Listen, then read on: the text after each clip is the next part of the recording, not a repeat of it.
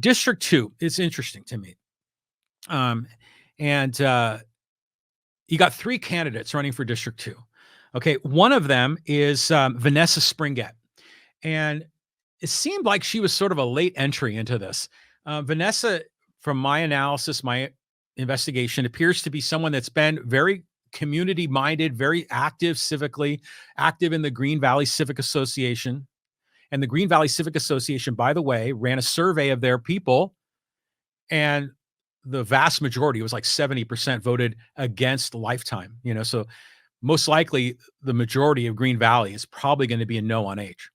She's also no on H. She's really embraced that particular topic and is running with it. She's an independent candidate, which I like. I'm an independent voter, and I don't like Republicans and Democrats and how they have a duopoly on the system.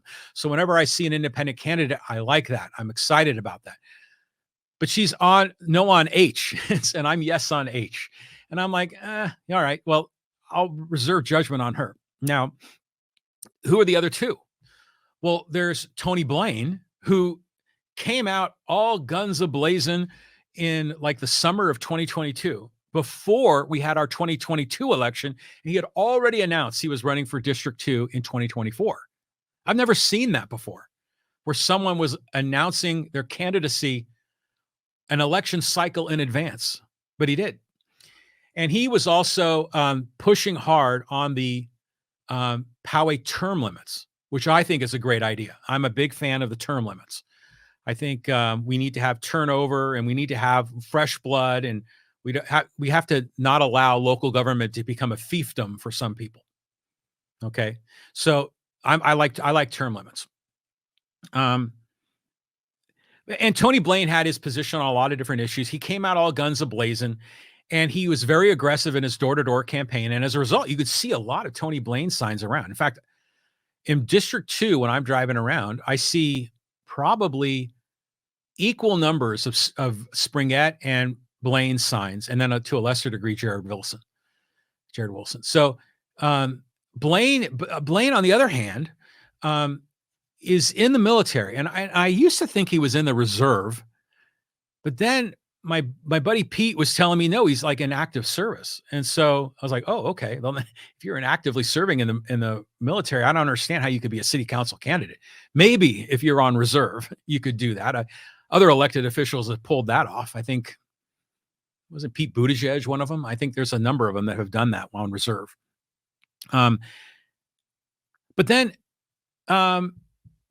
Tony Blain didn't appear at the Poway candidate forum. I mean, what are you doing?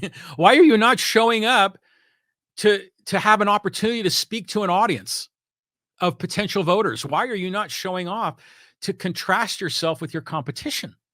He was saying, oh, it's going to be biased, and I'm going to hold my own event, and I invite everyone else to come. And I'm like, that's dumb. Why are you doing that?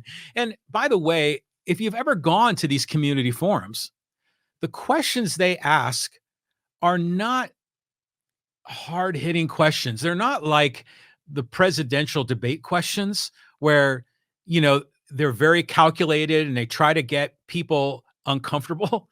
A lot of cases, these are really vanilla questions, but they do touch on the 5 or 6 big issues in our city. And it's sort of tees it up for the person to make comments on that particular issue. Poway Road traffic, development, water, yada, yada. So these are really safe events, and I don't understand why you didn't go. I don't get it. So my understanding is he's not in town again. So he's a mystery to me, Tony Blain. I don't understand. I do like his idea for term limits. I'd like to know more about him. I can't vote for him. I'm not in his district, so I don't know about him. The third guy is Jared Wilson. Okay, this is another interesting character. Jared Wilson is been involved in Poway politics. I know he served on the Budget Review Committee, and he's done a number of other things in the city. And full disclosure, I've served on the Budget Review Committee. It was a million years ago. And he is also, I gotta make sure I say that. I'm not sure if I have this exactly right, so give me a little leeway. He runs a political action committee. I think it's for the San Diego Police Officers Association. It might be the Deputy Police Officers Association or the Deputy Sheriff's Association. I'm not exactly, I can't remember the exact one. But if you remember from our previous election in 2022, and even in 2020 and previous elections, a lot of the mailers come from not the candidates themselves, but from these political action committees, because people can donate a lot more money into them, because there's a limit on how much a candidate can take. But the political action committees are more open-ended. And there was a lot of people with business interests, particularly development people that want to have the freedom to build in Poway. They don't want these onerous regulations that are limiting their ability to build, which I'm on their side on that issue. But the rules are the rules, and so they have to play the game because there are all these regulations. You have to make it political and therefore influence voters and influence politicians. And so this is all part of that game paying process. The fact that there's so much money from developers and outside financial interests in our town. It's been made political. So my understanding was that Jared Wilson ran that political action committee for the police or the sheriff. I don't know which one it was. That was a conduit for a lot of the money being spent in Poway. That was interesting to me. It just seemed a little weird, a little bit suspicious. But, that's the way local politics, fundraising, and one group will give it to another group who gives it to a third group. And then that third group is the one that has their name on the mailer or on the television ad or whatever it is. So he has generally speaking been on the side of the status quo as far as the city council is concerned, a supporter of Steve Voss and Kalen Frank and, kind of the whole sort of group up there. Whether you like him or dislike him, I mean, it's just a fact. He seems like he's much more aligned with them. And so, and by the way, I see less signs of his, but apparently just a ton of mailing. And we've gotten a number of his mailing pieces already because I think we kind of overlap into District 2. So who's going to win? It's a three-way race, so it's hard to say. It's hard to say how this is going to break. I mean, we're going to probably end up with someone that gets less than half the vote. So I don't know, make it up, but let's assume the winner gets 40%. That means 60% will be against them.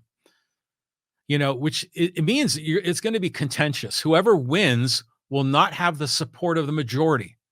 The majority will be against the person that wins, unless by some miracle one of these three people wins by more than 50%, which I don't think will happen. If I'm a betting man in Vegas, I think Wilson wins because usually political candidates that are aligned with, kind of the existing hierarchy in city council generally do well in elections. Because I think there's a lot of sort of I remember people used to refer to this as the old Poway guard. That was the term that was used, where it was a lot of people that have been in Poway for a long time that support Poway being the city in the country, that generally support keeping Poway the way it is, that generally support a lot of our former mayors and city councilmen. And as a result, that's why you usually see a lot of the candidates that are supported by the vocal minority, they frequently lose. So in this particular case, I'm guessing Jared Wilson's going to win only because he's aligned with the group that typically always wins. Now, but Springett is the wild card. She might be able to pull it together because she has a high name recognition, high name value here in Green Valley. So she could pull it out. And like I said, Tony Blain is a mystery to me.